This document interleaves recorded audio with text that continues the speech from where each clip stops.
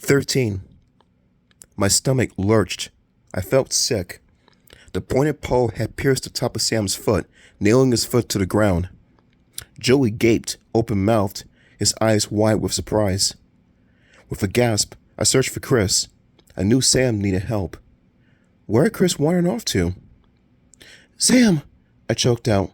"I'll get help. I'll—" But Sam didn't cry out. He didn't react at all. Didn't even grimace. He calmly reached down with both hands and pulled the pole from his foot. I let out a groan. My foot ached. In sympathy, I guess. Sam tossed the pole aside. I stared down at his foot. No cut. No blood. It wasn't bleeding. "Sam!" I cried. "Your foot! It's not bleeding!" He turned and shrugged. "It missed my toes," he explained. He dropped onto his knees and started propping up the tent. I swallowed hard, waiting for my stomach to stop churning. Missed his toes, I thought. Missed his toes? I saw the pole sink right into his foot. Or was I seeing things again? For the rest of the afternoon, I tried to think about it. I worked in the tent. Once I got it spread out, it was easy to set up. Chris had us fold and unfold them a few times. Then we had a race to see who could set up a tent the fastest. I won easily. Sam said it was beginner's luck. Chris said I was definitely ready for the overnight. "Where do we go for the overnight?" I asked. "Deep, deep into the woods," Chris replied. He winked at Sam and Joey. I felt a chill, thinking about Uncle Marv's ghost story. I shook the chill away. No way I was going to let myself get scared by a silly camp story. We had an instructional swim at the waterfront.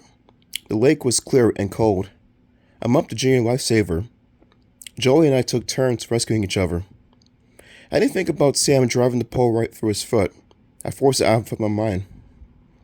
After the swim, I returned to the bunk to get changed for dinner.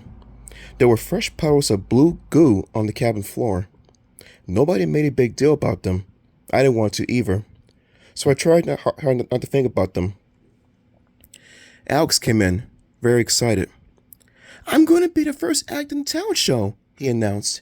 "And Veronica liked my singing so much, she wants me to star in the camp musical." "Way to go!" I cried. I sought them a high five. Then I asked, "What about Elvis?"